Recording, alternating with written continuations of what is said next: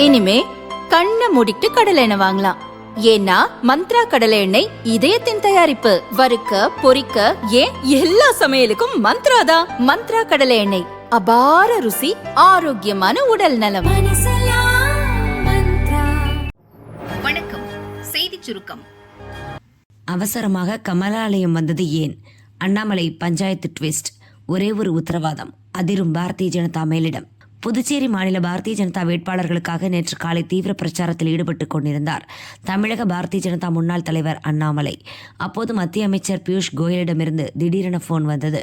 எடுத்து பேசிய அண்ணாமலையிடம், கட்சியின் முக்கிய நிர்வாகிகளுடனான ஆலோசனை கூட்டம் உள்ளது, நீங்களும் அந்த கூட்டத்தில் கலந்து கொள்ள வேண்டும். உடனடியாக புறப்பட்டு சென்னை வாருங்கள், ஹெலிகாப்டர் ஏற்பாடு செய்கிறேன் என்று சொல்லி அவரை சென்னைக்கு அவசரமாக வரவழைத்தார் பியூஷ் கோயல். அதையடுத்து அவசரமாக சென்னை வந்த அண்ணாமலை கமலாலயத்தில் நடந்த மையக்குழு கூட்டத்தில் பங்கேற்றார். முன்னதாக, நீங்கள் வரும் சட்டசபை தேர்தலில் கட்டாயம் போட்டியிட வேண்டும், இது கட்சி தலைமையின் விருப்பம். மற்ற எல்லா தலைவர்களும் தேர்தலில் போட்டியிடும் போது நீங்கள் மட்டும் ஒதுங்கினால் கட்சிக்குள் ஏதோ குழப்பம் இருப்பது போன்ற எண்ணம் வெளிப்படுகிறது. அதிமுகவிடமிருந்து பாரதிய ஜனதாவுக்கு பெறப்பட்டிருக்கும் தொகுதிகளில் ஏதாவது ஒன்றில் நீங்கள் கண்டிப்பாக போட்டியிட வேண்டும் என்று அண்ணாமலையை பியூஷ் கோயல் வலியுறுத்தினார். ஆனால் அதை மறுத்திருக்கிறார் அண்ணாமலை. கோயல் விடவில்லை. அண்ணாமலையை போட்டியிடச் சொல்லி தொடர்ந்து வலியுறுத்தியுள்ளார். ஆனால் எதற்கும் பிடி கொடுக்கவில்லையாம் அண்ணாமலை. தான் தேர்தலில் போட்டியிட வேண்டும் என்றால் கட்சி தலைமையிடமிருந்து உத்தரவாதம் வேண்டும் என்று அண்ணாமலை எதிர்பார்க்கிறாராம். ஆனால் அது என்ன உத்தரவாதம் என்பதை கமலாலய வட்டாரம் வெளிப்படுத்த மறுத்துவிட்டது. திருச்சி கிழக்கில் விஜய் நாளை வேட்புமனு தாக்கல். பிரச்சார கூட்டத்திற்கு நிபந்தனைகளுடன் அனுமதி. தமிழகத்தில் வரும் 23ஆம் தேதி சட்டசபை தேர்தல் நடக்க உள்ளது. இதில் தவேகா தலைவர் 2 தொகுதிகளில் போட்டியிடுவதாக அறிவித்துள்ளார். முதல் நாளே பெரம்பூரில் வேட்புமனு தாக்கல் செய்த விஜய் திருச்சி கிழக்கு தொகுதியில் போட்டியிட நாளை வேட்புமனு தாக்கல் செய்ய உள்ளார். சென்னையில் இருந்து நாளை காலை தனி விமானம் மூலம் திருச்சிக்கு செல்லும் விஜய் அங்கிருந்து சாலை மார்க்கமாக அரியமங்கலம் மாநகராட்சி கோட்ட அலுவலகம் சென்று வேட்புமனுவை தாக்கல் செய்யவும் திட்டமிட்டுள்ளார். தொடர்ந்து திருச்சி மரக்கடை அருகே விஜய் பிரச்சாரம் செய்ய அனுமதி கோரி தவேகா சார்பில் திருச்சி போலீசில் மனு அளிக்கப்பட்டுள்ளது.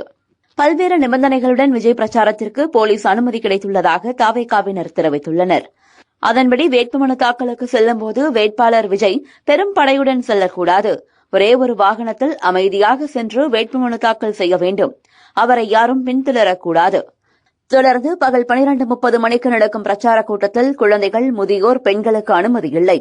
வாகனத்தில் நின்றபடி மரக்கடை பகுதியில் விஜய் பிரச்சாரம் செய்யலாம் என போலீஸ் நிபந்தனையில் கூறப்பட்டுள்ளதாக தவேகா நிர்வாகிகள் கூறினர். தனியே தன்னந்தனியே டிவிஎஸ் எக்ஸலில் ஊர் சுற்றும் விஜய். சொத்து பட்டியலில் நம்ப முடியாத ரகசியம். தவேகா தலைவர் விஜய் தனியாக மொப்பெட்டில் ஊர் சுற்றும் தகவல் தெரிய வந்துள்ளது.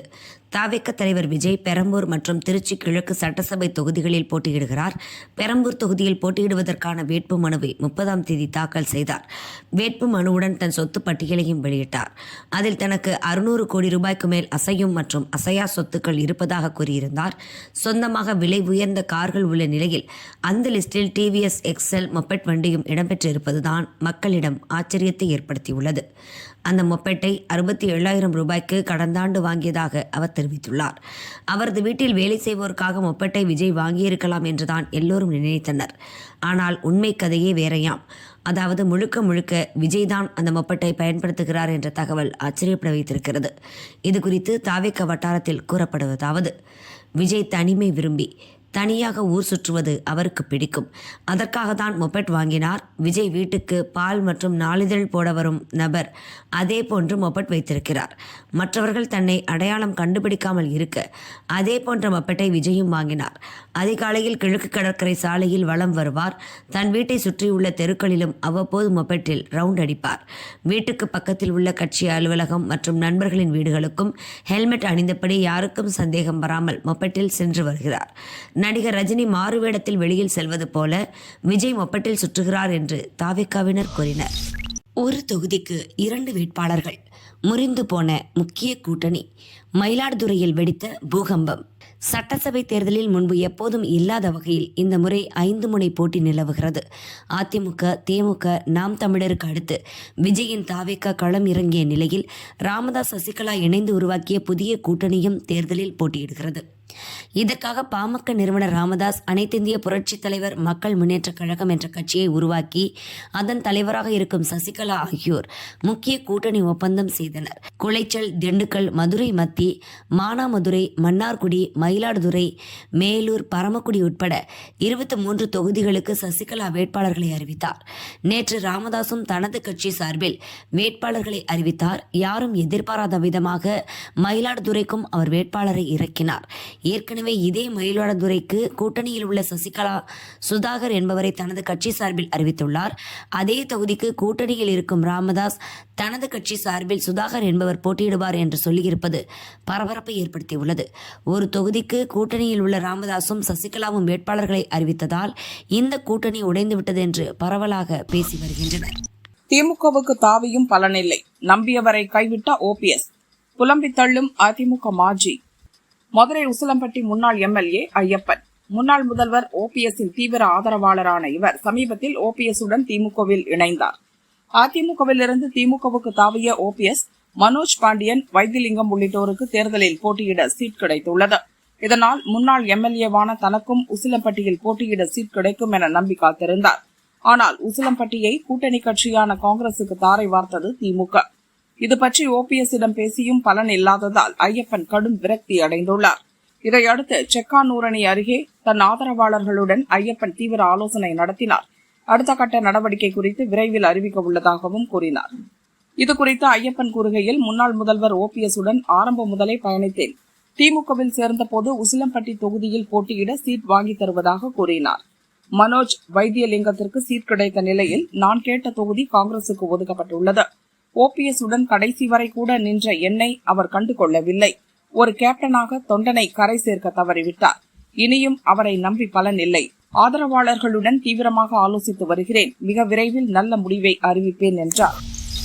வேனில் ஏறாத கீழே இறங்கு. சர்ச்சையில் சிக்கிய திமுக மந்திரி துரைமுருகன் செயலால் விசிக மாவட்ட செயலாளர் அதிர்ச்சி. திருமாவளவனின் விடுதலை சிறுத்தைகள் கட்சி மாவட்ட செயலாளரை பிரச்சார வேனில் இருந்து கீழே இறங்குமாறு அமைச்சர் துரைமுருகன் கூறியது கடும் அதிர்ச்சியை ஏற்படுத்தியுள்ளது. வேலூர் மாவட்டம் காட்பாடி தொகுதியில் திமுக சார்பில் அமைச்சர் துரைமுருகன் போட்டியிடுகிறார்.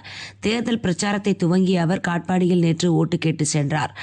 அப்போது பிரச்சார வேனில் விசிக வேலூர் மாநகர மாவட்ட செயலாளர் பிலிப்பும் ஏறினார். அவரை பார்த்ததும் காண்டான துரைமுருகன் வேனில் ஏறாத இறங்கு என சத்தம் போட்டார். இதை பார்த்த விசிக தொண்டர்கள் அதிர்ச்சி அடைந்தனர்.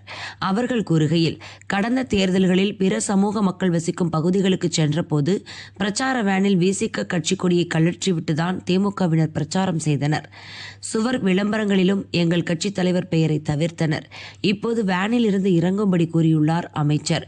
இதன் மூலம் எங்கள் மாவட்ட செயலாளரையும் கட்சியையும் அவமதித்து விட்டார் அமைச்சர் என்றனர்.